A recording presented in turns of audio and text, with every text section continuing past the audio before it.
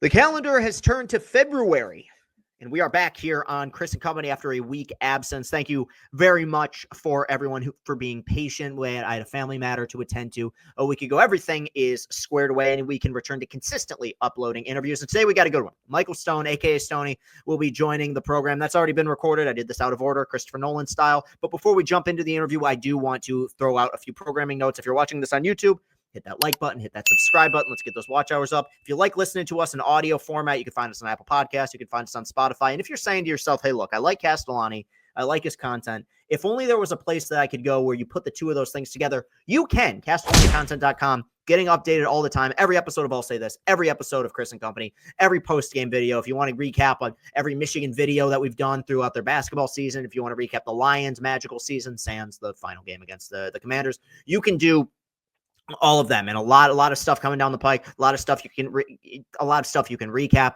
if you whatever your heart desires in regards to Chris Castellani content. And thank you very much to Austin, who continues to help me out with that as well. Yeah, so I think that should do it.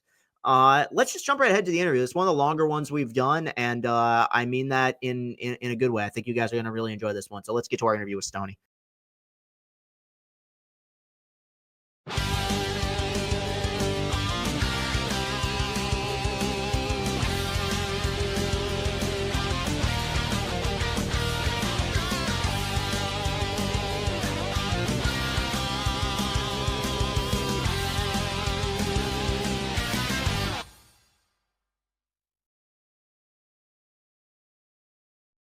Chris and Company rolls on, and today it's with I'm going to put the title legend on your name. I think at least locally here, man, with the godfather of Michigan sports radio, friend of the program. We've known each other for a minute. This is the first time we've had you on the show. I'm sure you're enjoying semi-retirement, but I think we kind of are cut from the same cloth where I don't know if I could go without scratching that itch. There comes a point where you got to keep talking about sports eventually. So I respect what you're doing. Michael Stone, you know him as Stoney, joining the program today. Thanks so much for doing this, man. How are you? Thank you, Chris. I appreciate it. I like watching your stuff. Way back when you were just I don't know the word. Vitriolic's not the right word, but an emotional Tiger fan with those videos. I thought they were really funny. Vitriolic, I would say foul. Is a word. That's okay.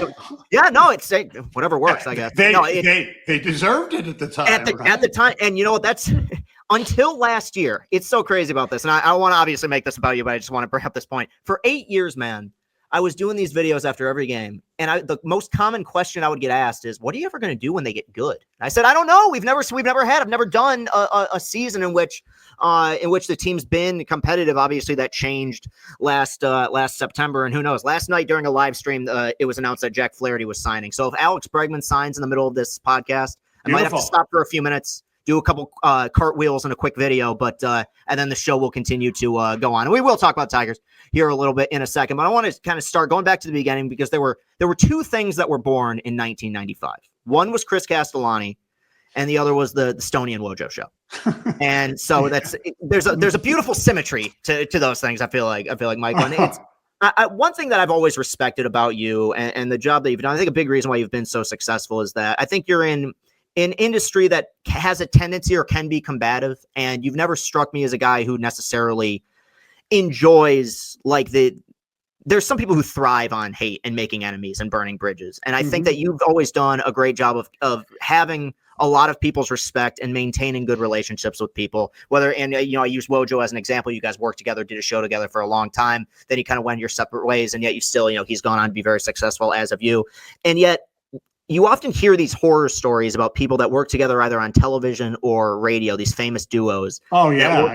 Go back to Jack Buck and Hank Stram allegedly hated each other. It's you keep it to sports. Like at the end of Mike and the Mad Dog, Francesa and Chris Russo didn't like each other. And then even beyond sports, like Opie and Anthony still hate each other. And it's where all these people that worked with Stern don't like him. It's weird how it works. So I'm just curious, from your standpoint, do you think that liking someone on a personal level, or at least respecting someone on a personal level, is a prerequisite to have good chemistry on the air? Or from your standpoint, do you feel like you can survive without that kind of commonality?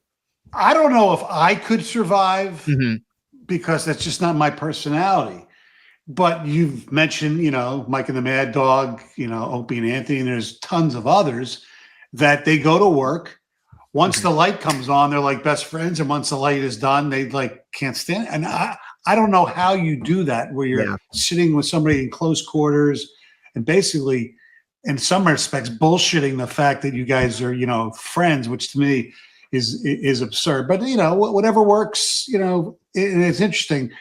I always thought maybe because, I don't know, journalistically, you're taught a certain way, especially older person like myself, that I don't know. And I'm critical. I remember when DFN started, it was the Lions were so, oh my God, you guys are so mean and things like that. And I said, hey, I'm not being mean. I'm just being honest. Yeah. And I think a lot of that, sometimes we go over the board. I've gotten vitriolic and gone over the board at times. And I always think the hardest part of the job is when you do build relationships with athletes or coaches, PR people even, and you have to do your job and rip them, it's very hard to do. And that's why there are some people, Valenti, who is the best talent ever in Detroit, okay? His advantage is that he doesn't, make relationships or go and now it's a lot easier to do that. And he's great at that because he doesn't give a rat's ass because he doesn't know them people. And to me, it's tough. Like with Wayne Fonts, it was hard calling for his job because he's such a nice guy, but you had to do it. And to me, it's the whole medium has changed a little bit. It's almost too much negativity. And I was always viewed as the most negative person, maybe except for Rob Parker for a while, who I worked with before Wojo. Yeah. People, I don't think people like negativity all the time. And my thing was, I'm just a fan. And if you're just a fan, I always say I'm just a schmuck with a microphone.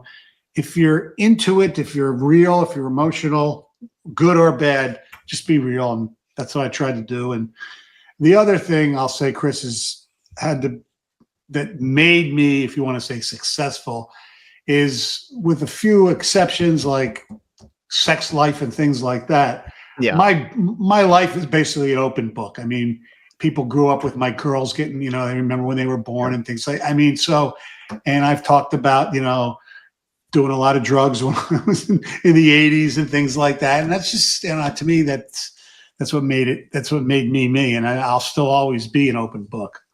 Yeah. And I think it's an interesting point that you bring up. And it's why I have so much respect for journalists and media, because it's a tough thing. I remember just last year as somebody who just makes the post-game videos, I didn't like going after Juwan Howard and the job that he was doing, because I know his son. I know that program. I've seen it. I know how much he cares about Michigan. It becomes a difficult thing. And the negativity part of it is strange because people will claim somebody is too negative about something until the moment comes where they want you to pile on. Then they claim that you're taking your foot off the gas. Like right.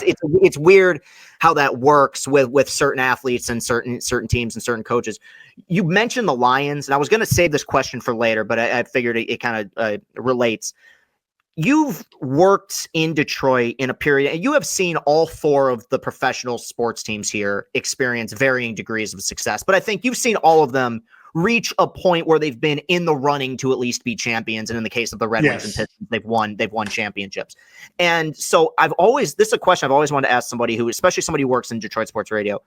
Of the four teams, we'll exclude Michigan State and the college part of it. Of the four professional teams in the city of Detroit, which one is the hardest to cover when they're bad? I would say the Pistons, because there was a growing amount of apathy toward the Pistons over the last decade. And we've had those years before, from the Bad Boys, and then the Grant Hill, and then after that until the 04 and that group, people didn't seem to care that much.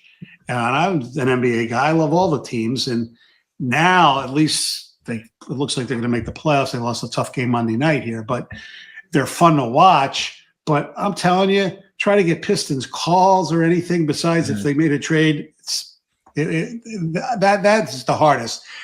Baseball is hard because it's so long, Right. but at least you'd sit there. We wouldn't go over every game, but but at least you had something in the summer to talk about, because that was the other thing. I mean, the Pistons and Wings are done. Until the Lions became good, everybody's excited about them every year, but we're not going to talk about them until training camp. So all you had left really is baseball. And the Tigers were so bad. It kind of reminds me, it's like growing up in Philly. I remember my father used to take me to games at old Connie Mack Stadium before the vet, like in the late 60s. And we'd go to games, and I said, Dad, they always lose. He goes, why do we go to the games? He goes, they've lost my whole life, except for once in 1950 when they won the pennant against the Dodgers in the last game of the season in Brooklyn. So I think I'm in my formative years in Philly. I mean, the Flyers were really good, and they won 2 Stanley Cups. They're only 2 Stanley when I was in high school. The Sixers, after Wilt, when I was 8 years old, they still have the worst record of all time. When I was 12 years old, they were 9-73. The Eagles, they didn't get good till I was in college. So growing up, it was a big deal. There used to be this game, Chris, called the Playoff Bowl, where you had the team who finished second place in the Eastern Conference play the team who finished second place in the Western Conference. And then the Eagles played the Colts, I think it was, one year in the Playoff Bowl. Whoop-de-doo. That was our big football. So I grew up with a lot of shitty, bad teams growing up. And then moving here, things seemed to change, except for the Lions. Well, if people were watching on YouTube and you saw that we went full screen on Stoney for a second, it's because the electricity at the beautiful Castellani household decided to conk out on me for several minutes there. I appreciate you, Stoney. Pay those damn bills, Chris. Will you? Hey, don't blame me. Trust me, I got plenty of other things going on. But yes, I have no clue how that happened. But we seem to be running back now. You gave us a great answer, and we should be fine. So to the people watching, nothing to be concerned about. We're rolling again, but. And kind of continuing on what I was asking earlier with just your time as a broadcaster, one thing that we talk about and that you've talked about on the air with athletes is like, primes, is that guys have a certain window, 8 to 10 year stretch in which they're at their peak. Do you think broadcasters have primes? Do you think that like your favorite broadcaster or even you as a broadcaster had a stretch of time where you felt like you were better than you were maybe during another part of your career? Yeah, absolutely. I mean, it's, going off the morning show, 97.1, and now doing, part-time. And part of it is I felt that, I made this analogy where I'm Frank Tanana now. I don't have the fastball, that I once had, but I can still be the crafty left-hander. I'm right-handed. So, yeah, I mean, with age, there are certain things that, maybe my personality is the same, but words don't come as quickly as they used to, those type of things. Some people notice, some people don't. And some people I saw on Twitter said I bob my head too much. So maybe that's I don't know. They notice everything. That's a TV thing. I know that's cool. Yeah, but I don't look. If somebody said, "Are you as good now as you were?" When you worked with Woj or even with Jamie and things like that, and probably not. But I'm different. I think I am aged, more mature. I don't fly off the handle as much as I used to, both positively and negatively. Realizing that, I'm more patient with our teams than maybe I should be. Do you think that having seen the success that you've seen, because we're U of M guys, and we've seen, you've seen multiple national championships. Although, as you know, one of my biggest faults is when they play each other in basketball, I root for the Spartans. That's right. Yeah. Because I love Izzo, but I don't hate Michigan. I don't hate Michigan State for football either. Right. Which some people say that means you're not a real fan. Well, I went to a college that didn't have a football team, and our basketball team, our best well-known. We have one other guy, but our best known NBA player is more known for punching out a Michigan guy, Rudy Tomjanovich, Kermit Washington, the pride of American University. So, as a kid, I kind of because my dad went to Penn State, so I kind of liked them, but I didn't care that much. But when I moved here, that's when I realized what college football is all about. Yeah. But do you feel like a certain amount of that fire, or I guess as you refer to it, the ability to fly off the handle, subsides a little bit after you see a championship? Because this has always been my thing with the Tigers, is like, if they win the World Series, to me that's like, I'll keep doing it because I love it, but that's the series finale of the TV show. Like, the whole thing, the whole reason why this stuff exists is to see them be great. Whether it's been with Michigan football or the Pistons, you feel like some of that, maybe passion is the right word, but some of that fervor kind of subsides after you see them reach the pinnacle? Yeah, I think so a little bit. Michigan football was different though, because you wanted to prove that they could win beyond the Connor Stallions shit. Yeah. And they really didn't this year because obviously they didn't have a quarterback. That whole thing was completely mismanaged. Nice that they beat Ohio State and Alabama, but whatever.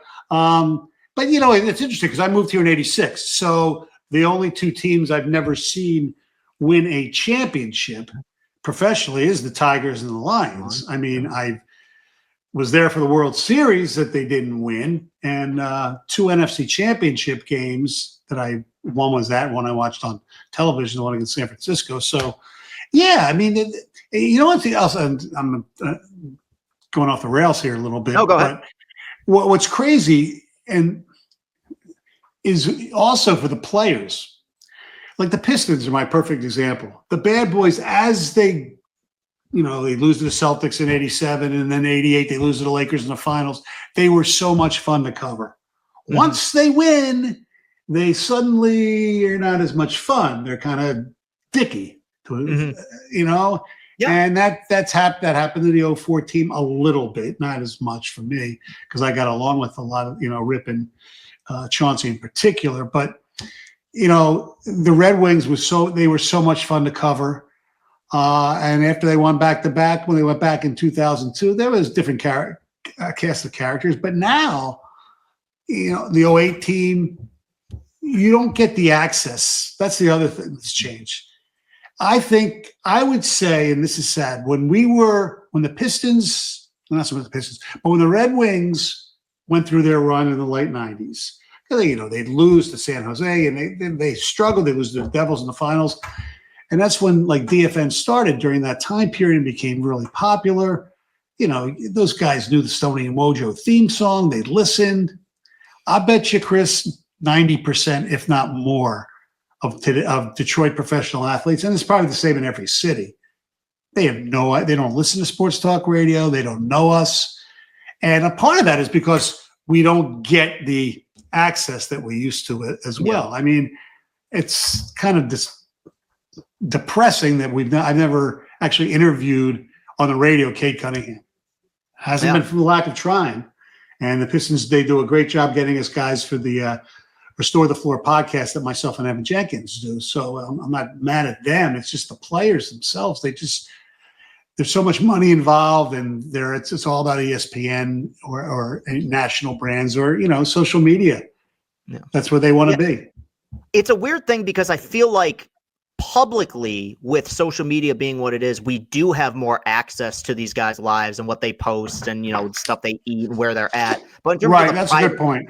Yeah, but in terms of the private part of it, of getting guys down for an interview or going through the PR people to kind of speak with them, yeah, there is kind of that mystery to it now that maybe didn't exist, 5, 10, 15 years ago or so. Do you feel like, and I don't know, it's kind of tough because people have different windows depending on their allegiances, I guess, but do you feel as though you have lived through the golden age of Detroit sports, or do you feel like that era is still coming? I think that era is still coming as far as because of the Lions. Mm-hmm. I mean, when I moved here in '86, after coming and working in Washington, where the Redskins, every year I was there, even through college, the people there expected them to, if not win the Super Bowl, at least get there. So I moved here, and it's and I came here as a sports producer for Bernie Smilovitz. And it was I go to the news director, so we have to make our, plane travel to cover the Lions on the road. The schedules come out, and the guy looks at me and he goes, "We don't cover the Lions on the road." Why not? Well, they're not very good. And, I mean, we get our college football fix on Saturdays here. So, okay. And I could never understand it. And that's part of the reason I think why I really took a liking to the Lions, because I always thought they were treated like stepchildren. Now, after knowing the history, I understand why. You're right. But it kind of makes what happened this season up until the last game so special, and even last year. Mm-hmm. Because we always said, even when the Red Wings, it was hockey town and all that stuff, that if the Lions ever got their crap together and won a Super Bowl, the parade would be, I don't care if it's 8 feet of snow, would triple what they got in, June for the Red Wings. It's a football town. It's football. Yeah. And in the way that I would say nowadays, most, and there's exceptions, most cities that have multiple professional sports teams are, I mean, it's a football world really that we're living in. At the same time, the Lions, that one, the only current team that doesn't have a championship that I could compare it to at all is the Browns in Cleveland, and what the reaction would be if they won a championship. I would say it would be, in football terms, for the people who are watching that are baseball fans, it would be the football equivalent of the Cubs or Red Sox when they snap their streak. Oh, there's no doubt. And I always thought that the Lions, I tried to explain to my friends from out of town, I said the Lions are the Cubs of football. Yeah. And you can even take it, maybe the Leafs, because their last championship was 1967. They choked in the playoffs all the time, but they got there more than the Lions did. So I said the Lions, they are the Cubs, because things happen to them that have happened to no other franchise, whether you want to call it SOL or, as Jamie used to call it, Mojo, Black Swan events.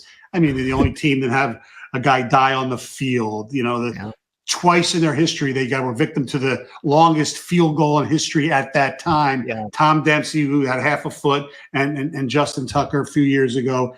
And it goes on and on. Barry, Calvin leaving. I mean, there's so many crazy things.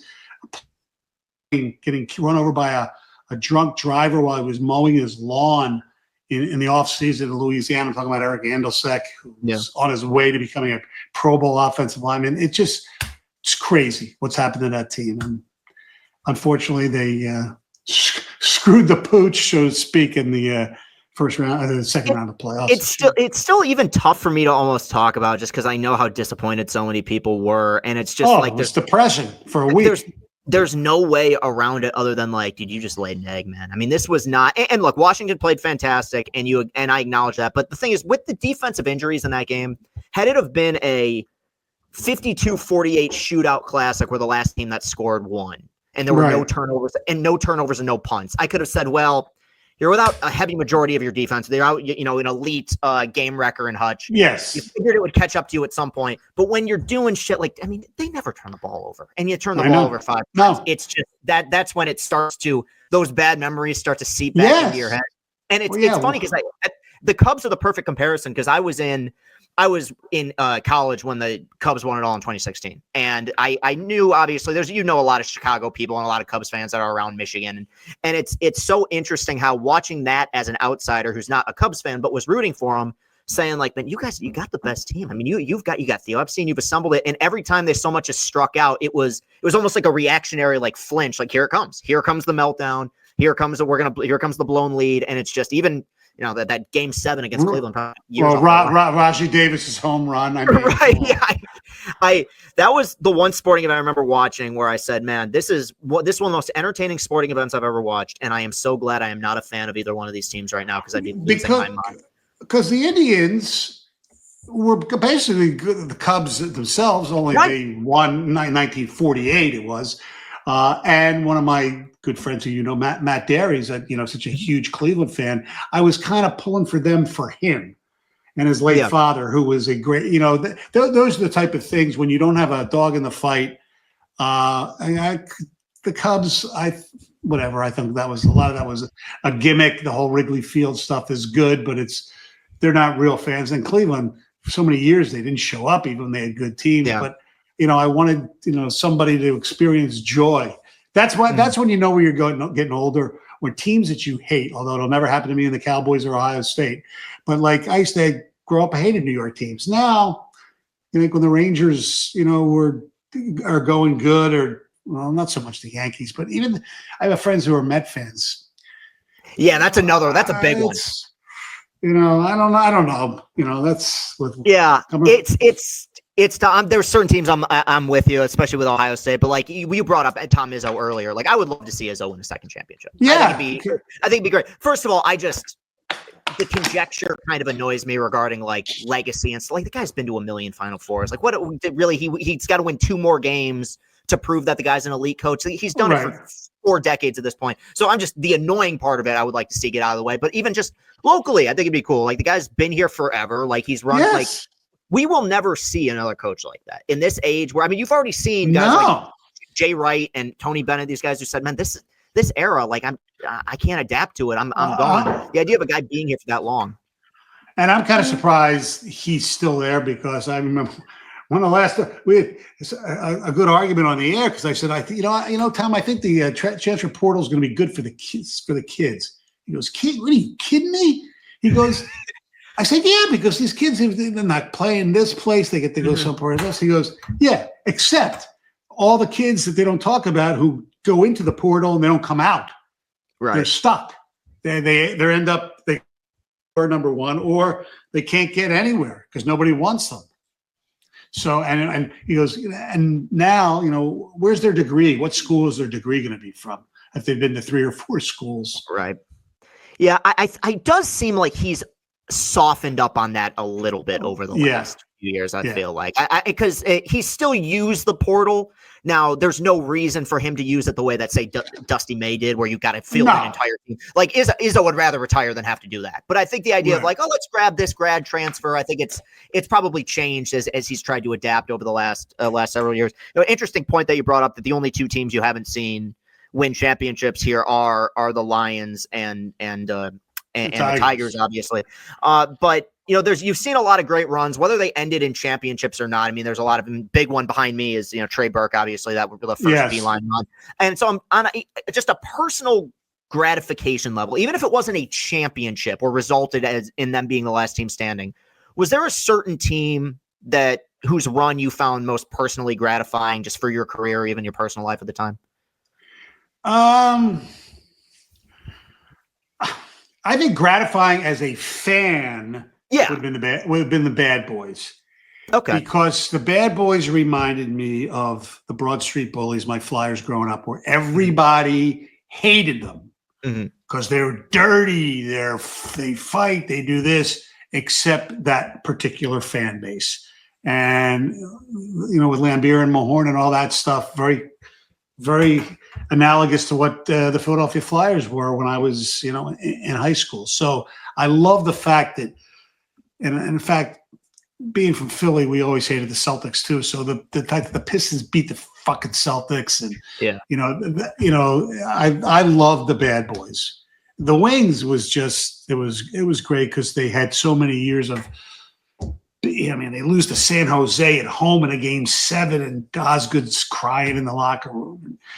The year before, they lose to Toronto in Game 7, and then they finally make it to the finals, and they get swept by the Devils. And 96, the Avalanche thing happens with Lemieux and Draper, and then 97, where they weren't really as good in the regular season, they do win it, and then they win back-to-back for Vladdy. So, those were I do think if the Lions ever won, that would make me the happiest of all of it, though.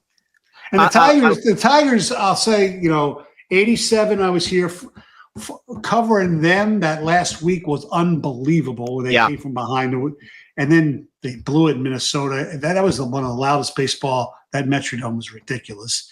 And then they basically fell off the face of the earth. And then Sparky ended up leaving. And then, we had nothing until 06 came out of nowhere.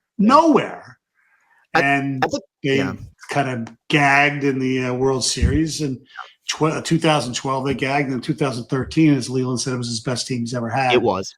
And they lost. And you know what's so funny about that, and you would appreciate this, being the baseball guy, everybody looks at the Big Papi game.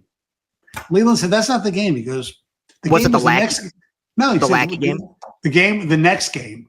Yeah, John Lackey pitched. Yeah, Verlander lost 1-0 when Napoli hit the home run. He goes, that's the game we have to win because then we're up 2-1. The other game shit happens, basically. Well, I think they lost game 2 twice. Is kind of what it seemed like. The off. I mean, and Lackey was brilliant, but you get that was, and I don't want to, because I do have a question that kind of relates back to this event or that series potentially later in this episode. But yeah, that's the one where like you got the best version of Verlander that postseason too. It wasn't like, at the very least in the 2012 World Series, as frustrating as it was, you probably weren't going to win that series with Verlander pitching the way he pitched in game 1. And like the idea of, if you would have said, hey, he's going to go 8 innings, 1 run in game 3 against Boston, like, dude, let's do it. Like he's, with him and then Max winning the Cy Young, it felt like it all do you think him trying to be He-Man in the All-Star game in 2012, where he was trying to pitch 110 miles an hour, got shelled in the first inning, they lose the game and the American League loses, thus San Francisco had home field advantage in the playoffs. Do you think that had anything to do with it?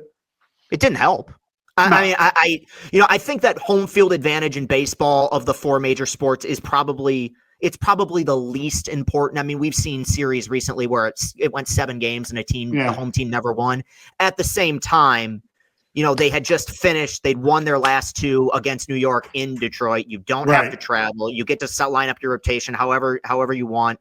And then after that, I mean, it's for us, it's so bizarre because we always go back to the bullpen, and that obviously in game 2 against the Red Sox mattered, but they didn't fucking hit in that series at all. They had 1 or 2 innings. And I think they had a Miggy home run in game 4 and a Delman Young home run in game 4. Besides that, they got shut down completely with that lineup that they had. It was very frustrating. I think you brought up the '06 Tigers, and I think one of the themes of kind of all the teams you brought up is that I think it's just inherently more fun to follow these teams when the players come up together and it's a younger group of guys that maybe they've signed contract extensions, but they haven't quite hit the free agent market. Like, I felt like the bad boys were like that. I think, and well, obviously they didn't reach these heights. Like last year's Tigers were like that, where it wasn't, I mean, it was a bunch of guys that were in their first or second year. Half the pitching staff was guys that were in the minors 2 months ago. And then you just happen to have the best pitcher in baseball who was also, came up through your system. Right. I think that as well, the 2012 through 2014 Tigers were better. The '06 team was more fun just because you had guys on that team that 3 years before that were fighting not to lose 120 games. And all of a sudden they're finding themselves in the World Series. Nobody thought they would even be close. I mean, that was Leland's first year. I mean, they had, was it Craig Monroe had a great season, and the Marcus Thames. I mean, they had contributions from everybody. It was crazy. It was one of those weird teams that got career years from everyone. I mean, Nate Robertson, you had Todd Jones in the back. The team had a good bullpen that year. Mm-hmm. Yeah, I know. That's one of them. And not only did people not give them a chance coming into the season, which made sense, but they coughed up the division the last week. Oh, yes. And one biggest mistakes I think Leland made was he set Polanco for a Thursday afternoon game. I don't know why. And, whatever. And they got swept, I believe, by the Royals, who were awful. And so at that point, I remember I was in 5th grade at the time talking to my dad, and we were like, oh, hey, good season. They got to the playoffs, first time in 19 years. They got to go up against the Yankees with one of the greatest lineups ever. I think in game 1, Jeter went 5 for 5. I could be wrong about that, but he had a huge game.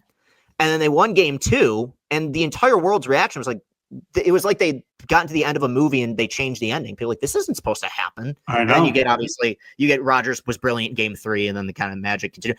'06 in general was a very fun year in these parts, because that was that was Michigan starting 11-0. And I want to say the day, this only I would memorize some weird shit like this. I want to say the day the Tigers beat the Yankees to go to the ALCS, Michigan played Michigan State.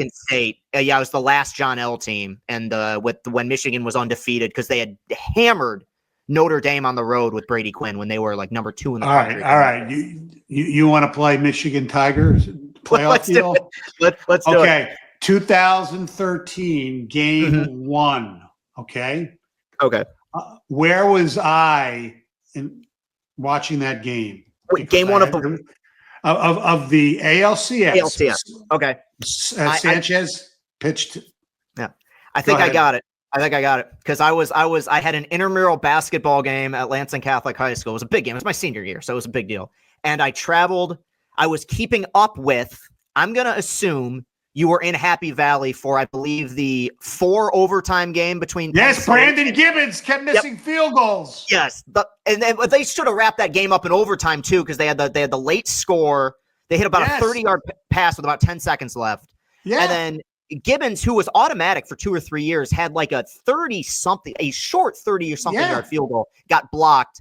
Ends up going to the 4th overtime. They lose. Allen Robinson made this unbelievable. That's what it was. I think down the side. I think it was Allen Robinson. Mm-hmm. Bill O'Brien was coaching Penn State. Yeah, it was. That was Hackenberg's freshman year. That was when we thought Hackenberg was going to be like the guy. Like he was. Yeah, my nephew went to Penn State. So my sister, I met up with them, and then I remember watching game 1 at some bar in Happy Valley.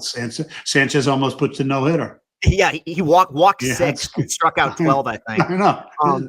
Good recall, Brandon Gibbons. Hey, man, these are core memories, dude. I tell you, it's sometimes not always good, but I want to. Who was the defensive back that Robinson made that catch over, too? Okay, now I'm going to just throw Blake Countess out there as a guess. No, you're close. I knew he was on the team. That was the only one I could think of. I think it was Stribling. Okay, yeah. The whole character, yeah. Anyway, yes. We could just talk bullshit for. Dude, for sure. We could spend 3 hours doing that. And I'm going to kind of do that now because you've been here, and the landscape of college football has changed so much. But as somebody who watched both these teams, I got to ask: in a 1-game sample size, head to head, 97 Michigan versus 2023 Michigan, who comes out on top? Wow. Well, the quarterbacks were pretty similar, although their teams in general are kind of similar, really. JJ was more mobile. Greasy had more experience, obviously. Offensive line, I think 97. I'm not saying this because of Jansen, but I think they were a little better. Probably. They had Tooman was a really good tight end. Mm-hmm. Ty Streets at wide receiver. Ty Streets. You had was it Chris Howard was main running back? A-Train was a freshman. Yeah. Yeah. Oh God, it's so hard. The games. I'm gonna go with 97. Okay. And I don't, but I think I'm biased towards Jansen. That's fair, and obviously with me, like I'm biased towards the 23 team. My main reason is the fact that in the modern age of college football and in football in general, it's designed to score points, and the fact that 23 defense, to me, those 2 playoff games, like Jesse Mentor's going to end up being a head coach in the NFL because of those performances. That you're playing Bama, and then you sack a Saban Bama team 7 times. And then in the next game, and I knew they were better than Washington, but Washington's offensive line had won the Joe Moore Award. Penix had this amazing year. And there was that concern because we've seen this with whether it's Vince Young or Deshaun Watson, these championship games, they go nuts. And really by the end of that game, like Penix was almost hospitalized. I mean, they just broke the guy down and they had no rhythm going offensively to hold that offense to 1 touchdown, 13 points. Yeah, you're right. Yeah, it's tough. I mean, I think that both teams really were without any real weakness. They were just played really good complementary football. But I also think legacy-wise, and we'll see, that's why sometimes it's hard to judge necessarily. I think the amount of NFL players that came from last year's defense, that's going to age insanely well. I mean, you've already got 3 in this year's draft with first rounders with Graham Johnson and Grant. Yeah, I mean, and then obviously last year with Mikey in the second round and Barrett and Colson. I mean, it was ridiculous. But yeah, so I kind of lean towards them. But the other thing, I get it. Yeah, the other thing too, and I remember I talked about this with Nick Baumgartner when he was on. One thing that gets overlooked is that 97 team played a historically tough schedule. Like nobody really talks about that. They opened against Colorado, who was top 10 first game of the season against Colorado. They had to go to Wisconsin. They went to Penn State, who I think was number 2 at the time. Oh, and they killed them. They killed Penn State. And they had in the Iowa game, they fell behind. They came back and won that game. Mm-hmm. That was a pretty good Iowa team. So yeah, I mean, look, you're comparing greatness, which is always wonderful to do. Yeah, no, I mean, I'll take the championships either way, but it's one of those things that's always going to be fun to compare. Well, on the flip side, though, talking about teams that maybe didn't get it done. And this could extend to your time as a broadcaster, or it could go even before that. If you could change the result of one Detroit sporting event, What would, and I will include, you are welcome to include if you want, Michigan or Michigan State college games, whether it's Final Fours, college playoff games, what have you. Just one that you wish you could have came on the air and it would have been maybe a better result, better time. Well, I'll go back to the game that still haunts me, and it was a playoff game. It didn't decide the championship, but I still think it would have. I think I know where you're going.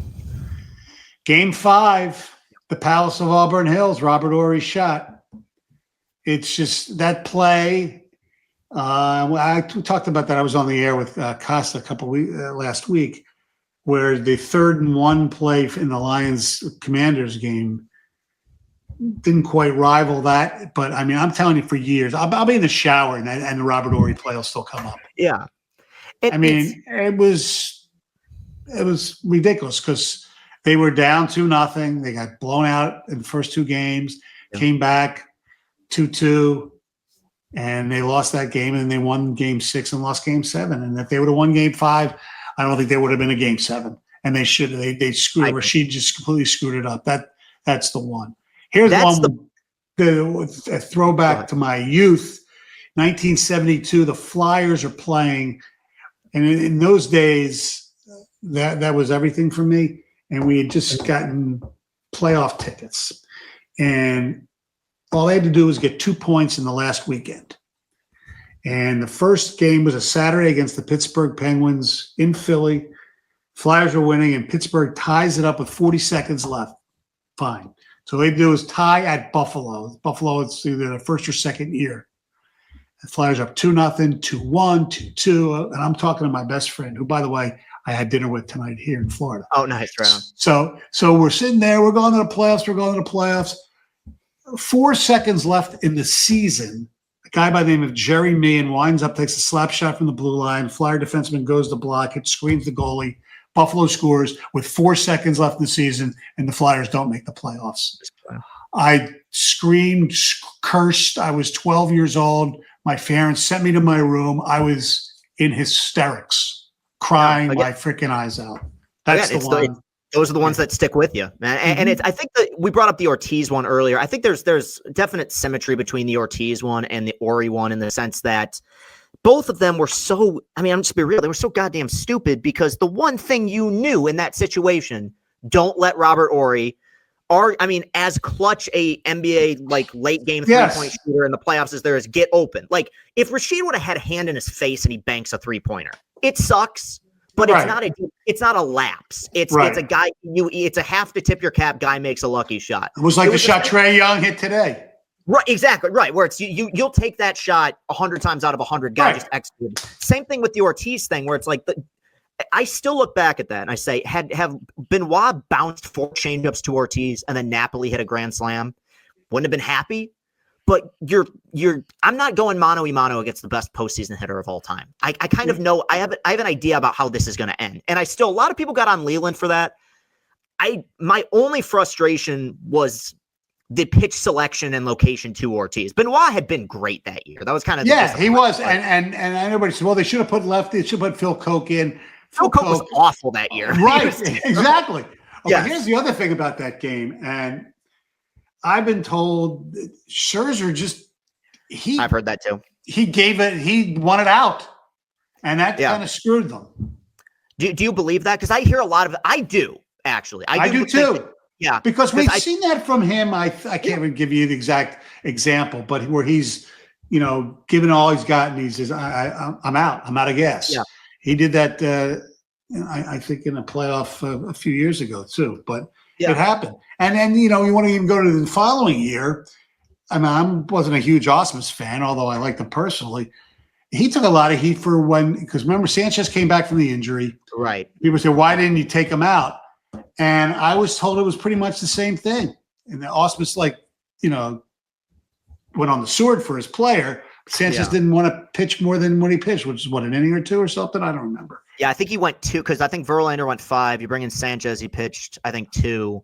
And then really, the bigger problem, obviously, Sanchez was rolling. In hindsight is, you have the benefit of hindsight there. The problem was and I guess you're probably destined to lose because of that bullpen. But in the second half, Jabba was a complete gas can, and you knew going to him in the eighth. Now, at the same time, Nathan in the ninth would have been an equal roller coaster. I mean, Nathan was every bit as bad in the second half of that season.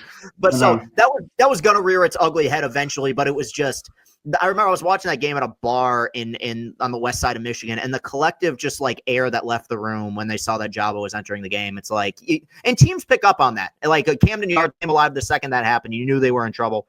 A few more questions. And do you mind? Is it okay if I ask about Jamie just a little bit? Yeah, absolutely. Yeah. Well, I'm just curious because obviously it's been crazy to say it's been almost 5 years since he passed away, and you know, of course, you know, as difficult a process as there is to deal with, you get the double whammy with the fact that it was during COVID and you know everything that came with that and all the complications that came with it. But you know, you did something that I thought was, in my opinion, like I think is one of the coolest things a person can do, which is that you went on the air, and I thought the vulnerability that you showed paying tribute to your friend I thought it was excellent. Honestly, it was an emotional time for a lot of people. And I could tell that obviously it was emotional for you, but I thought that was, I thought that was beautiful. And I also, the question I wanted to ask is just because that was 2020. Do you feel like, I'm trying, this is kind of a broad question, but do you feel like the way that media figures are willing to get vulnerable and the way that kind of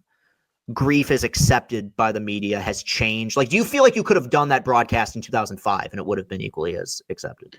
Yeah, I think so. I mean, especially coming from, and it's going to sound egotistical, which I don't think I am, because that's the way I am. I mean, it was all emotion. You know, it was just, it wasn't planned. It wasn't fake or anything. That was, you know, because, you know, when we started, you know, you were born then, but when DFN started in 94, we were the last big city to have sports talk radio.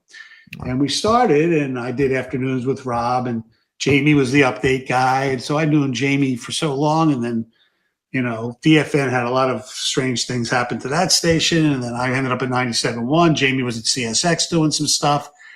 And after they decided they wanted to do more, and then he started working with Wojo at 97.1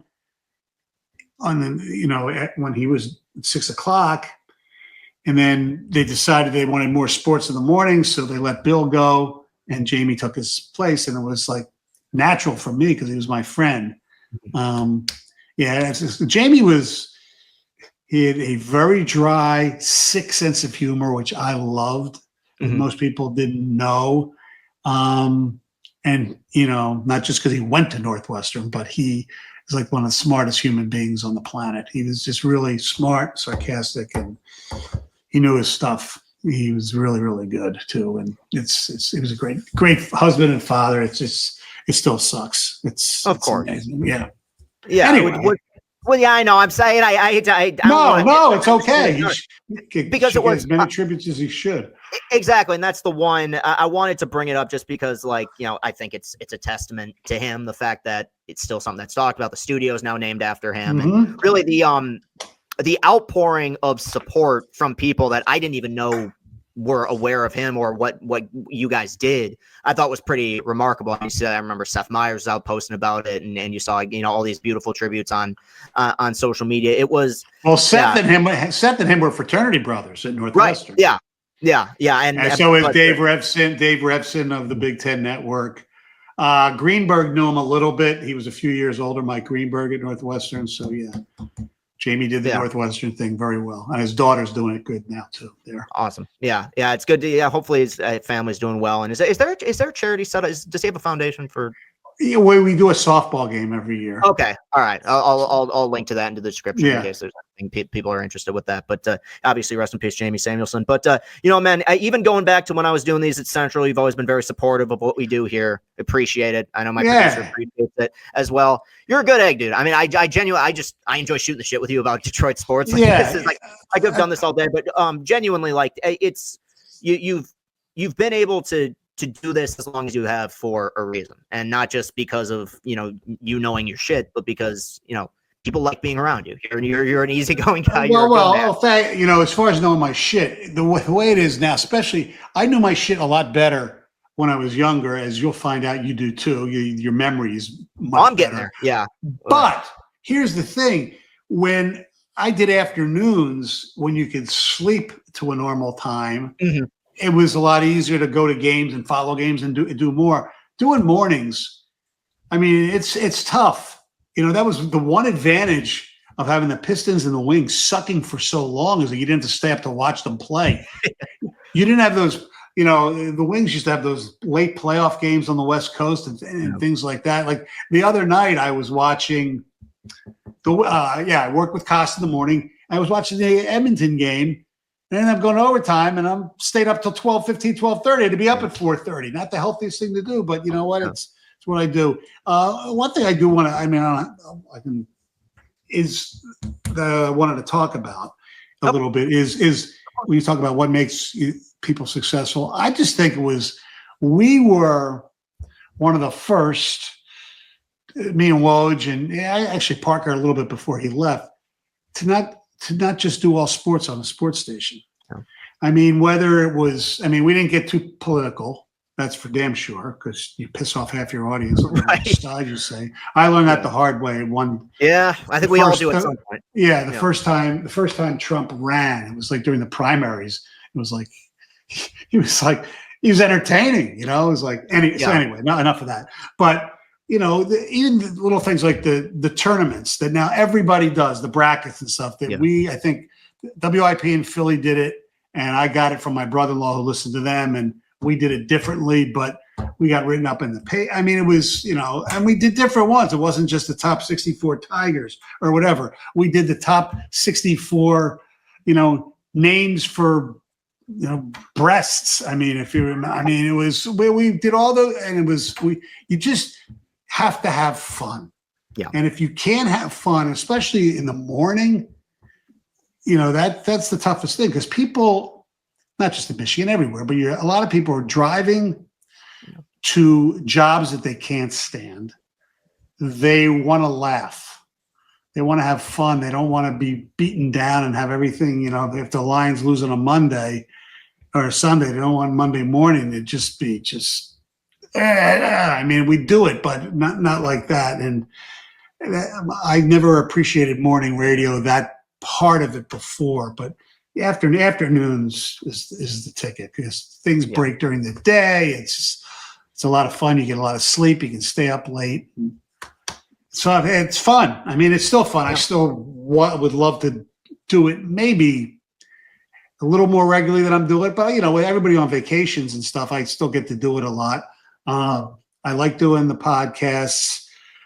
I'm trying to see if I can convince Wojo to do one with me, and that hasn't worked very well. So I do the Pistons one. I did one with Justin Rogers for the Lions, the Detroit Football Network, and whatever. It's just, I like talking to people. It's like my wife always says, because some people in our jobs,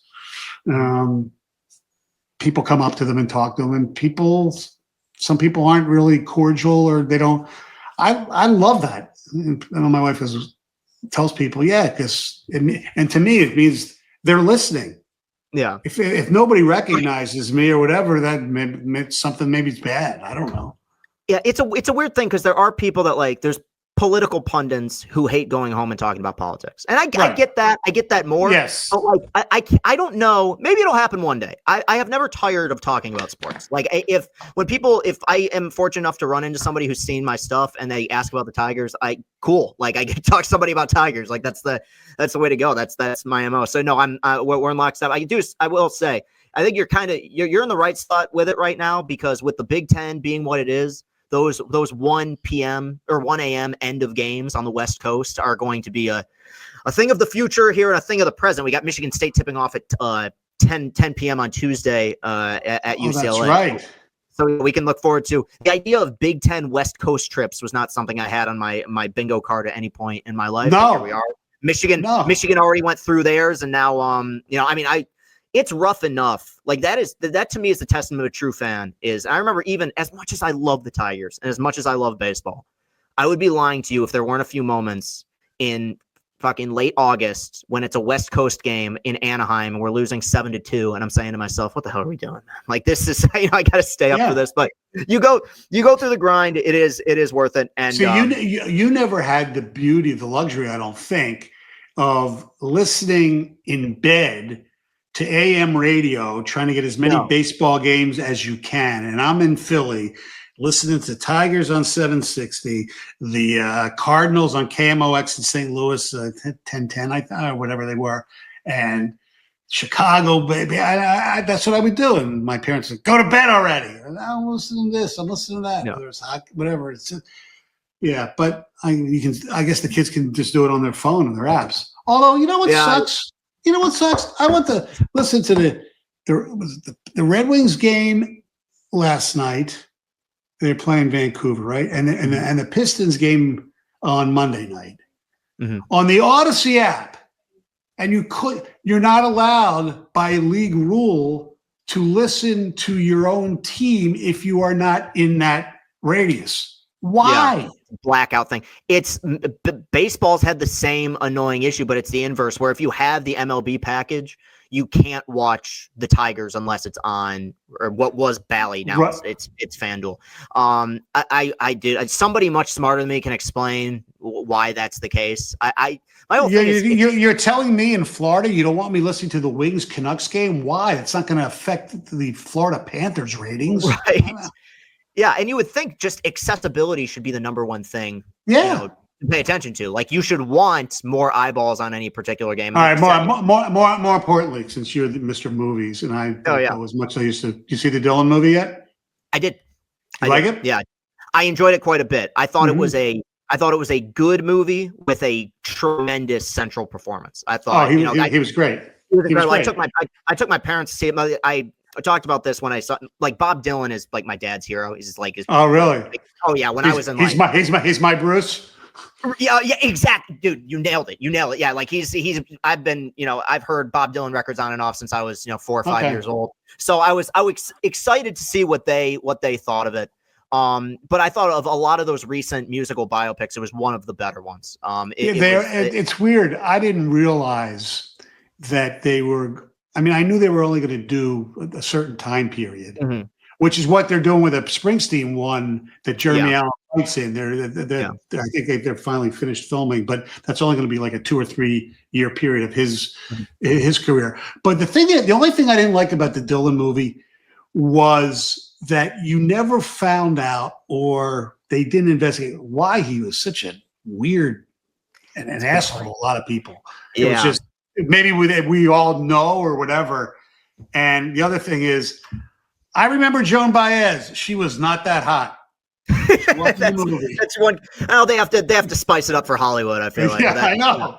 We'll put that in the complaint file. But yeah, typically when you do these musical biopics, and then there's always, because a lot of these are kind of formulaic to a certain extent. Right. There's always that part in the middle when they turn into a raging asshole, and it's usually ego, drugs, or both. Like I remember that Elton John movie stops for 30 minutes to be like, just letting you know, this guy was a huge dick to a lot of people. Yeah, I know they did gloss over that a little bit, but as a whole, I thought it was well made. It was from a guy who directed is a guy named James Mangold, who ironically did Walk the Line, which is the Johnny Cash biopic. So see, maybe that's what, because I thought Johnny Cash, I didn't think they needed to have him in there at all. I thought it was weird, and it's bizarre that the same director has now made 2 movies with Johnny Cash, and it felt a little bit, and the actor wasn't bad, but it felt a little bit SNL sketch at that point, where it's like, when he walked in, I expected the studio audience to applaud, because it's like, it's Bob Dylan, it's Johnny Cash, it's this person. I thought it was kind of silly. Chalamet is like the coolest guy in the planet right now. He is. He's rolling, man. I mean, I saw that they did a Chalamet like lookalike contest. I think it was in Boston, and he shows up.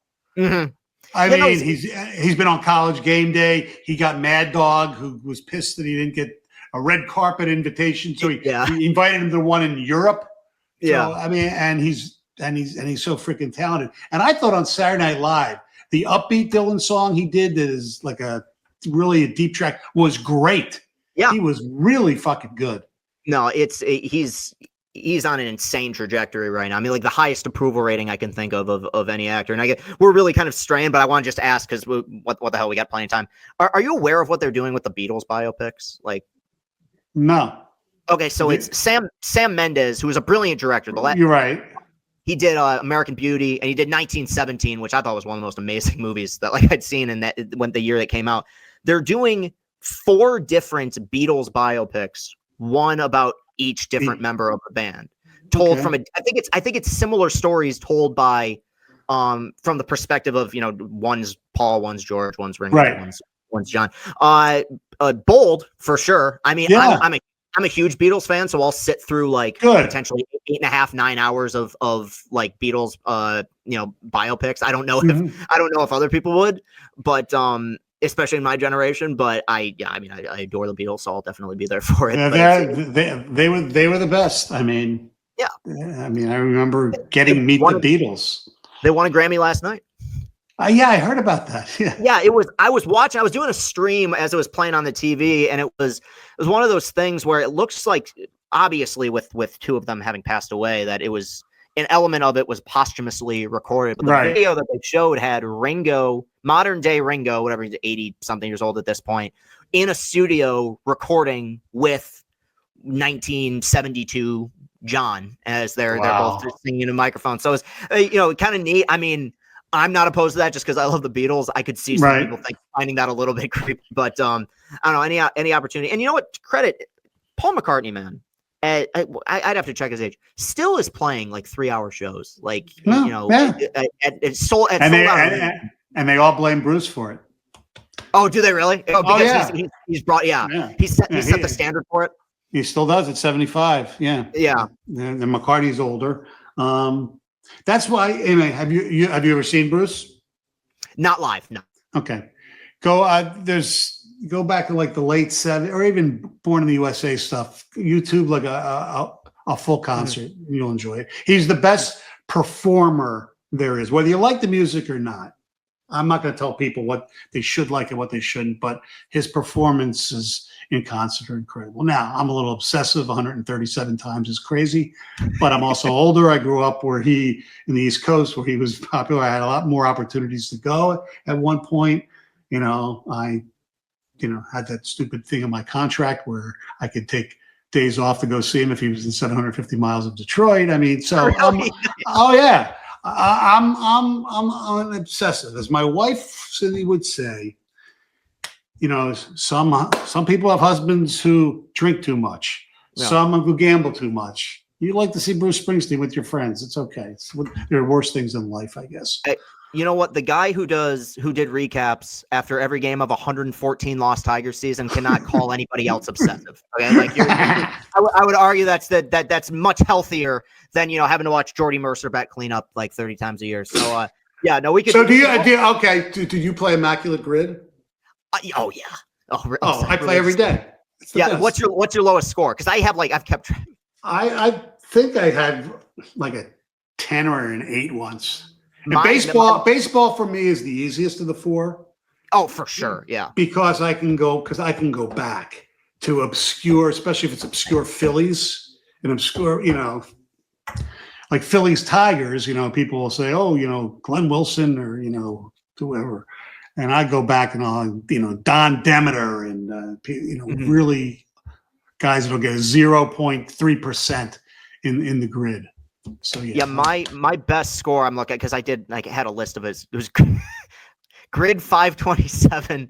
I got a 7 on it. And this was the lowest. So it was, I'm not going to go through all of them, but we had 0.2% Mets, Red Sox. I went Hansel Robles. Mets, Nationals, Tyler Clippard, Mets, Pirates. I went Jose Batista, which nobody would have gotten because everyone just remembers him with the Blue Jays, but he started with the Pirates. Played right field 1 game in Pittsburgh, Melky Cabrera, and then played right field for the Nationals 1 game. I went Michael Morse. That was 0.8%. So that was my best effort. But yeah, I play it religiously. I try. Now, if there's ever a Tiger and it says played whatever position, do you automatically go either Shane Halter or Andrew Romine like I do? It depends. If it's a pitcher that pitched minimum 1 game, I always go either Don Kelly or Andrew Romine because that technically it's not breaking the rules, but they did only pitch, you know, You could go Cody Clemens there. You could go. Right. Yeah. Go with a few other guys. I mean, Jake Rogers you could go with. But yes, the utility players are huge because they've played for a million teams. Well, Halter and Romine played, positions. they played every position in the game, Yeah. and so did Cesar Tovar from the Minnesota Twins. Put that in your brain for one. And the other ones I always have to use if I stumped, because I'm not as good at it as you are, is like Octavio Dotel has played for like 13 teams. Edwin Jackson, Matt Stairs. If you don't know what to do, just my most popular one. I don't know if it's is Michael Bourne. I use Michael Bourne a ton. He was with the Phillies, the Twins. Houston. Right? He was with the Twins. He was with the Guardians or Indians at the time. I think he played for Arizona as well. So that's about 5 different teams. And he played, I think, every outfield position. So I can kind of plug him in. But yeah, no, the relievers are obviously a clutch shooter. Dotel's I think still the only player to play for 12 teams in 12 years. And then he broke that streak in Detroit because he played in 2012. Detroit started with Detroit in 13. I think we re-signed him.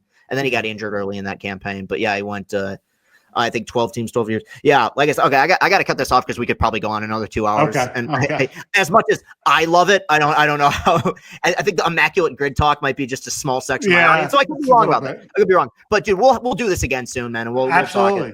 We'll talk we get. Yeah, this is a blast, man, and wishing you all the best to you and your family. I'm doing a book that'll come out. Who the hell knows when? Because I'm so lazy and so ridiculously behind. So awesome. You'll find it interesting because it's not about me. It's during college, I can say what it is. It's during COVID because there was nothing to talk about. I actually started with Jamie. Every day we would pick who's the greatest Detroit, and we put college guys in there too to wear each number. Yeah. And when you got to write it, it's fascinating because you have to determine, for instance, number 2, is it Charlie Gehringer, who's obviously a Hall of Fame Tiger, one of the greats of all time, or Charles Woodson, who was only in Michigan 3 years. So there are just some great things that I'd have to go through. Between those two, and I don't want to open up another can. I would go Woodson between those two. I don't know why. Part of it's era. I just so like it's close. We have footage of Woodson, like, and defensive player winning the Heisman. I mean, I know Travis Hunter technically did it this year. I know. It was a different vibe the way that he did, and obviously winning the national championship. But Hank Greenberg or Nicholas Lidstrom. You see, it's so tough. Removing baseball bias, I think I go Lindstrom. Yeah. But do you have a title for it yet? Just out of curiosity. No. Okay. Well, no. When that circles back around, we'll have you on. So appreciate it, Stoney, man. You're the best. We'll talk. Hey, we'll talk again. Anytime. Be well. Of course. Thank you, man. Man, that was so much fun that for a period of time I forgot that I was recording. Like we were just kind of shooting the shit. Don't know what happened with our technology there with the lights going out. That has happened before. We're gonna have to get to the bottom of this. But that was rough. But he was exceptionally patient, as I expected him to be. He did, I felt like a very good job of picking my very bizarre brain. And yeah, just a great conversational guy, great guy to talk to. And just a million stories, whether it's Detroit sports, Michigan sports, really fun to listen to. Make sure to support him as he's been doing this thing way longer than I have or probably ever will. But still, let's show him some love. He deserves it for coming on to this show and giving us a great performance. I really appreciate it. So yeah, like I said, you can find all our stuff at castellanicontent.com. If you're watching us here on YouTube, you can hit that like button, hit that subscribe button. We really appreciate all the continual support as Austin and I are kind of trying to find our footing here. And we really are trying. And I think it says something that we're coming up on a year of Chris and Company and that we're being very consistent with this. I have always wanted to do an interview show, and it frustrates me, to be completely honest with you, why I didn't start one earlier. And I think a big reason for it is because I didn't have in Austin in my life. We do now. And we're going to continue to do this. And we're going to branch out a little bit with it. Obviously, we've been primarily focused on Michigan and Detroit-based sports figures. That's never going to go away. But I really do like doing this. Like, not to say that I dislike other content, but I think this is the most unique thing that we do. And I want to kind of continue to hammer it because I enjoy it. And we get great subjects like Stoney. So, whoop, dropped my phone. Hopefully the microphone didn't pick that up. That's why I have a case on it. All right, thank you guys very much. I will be back here next week with another interview, and we'll be back here with an episode of The First Watch on Friday, so you can look forward to that. Love you guys to death. Peace and happiness. It's an unfair game. We got to think differently.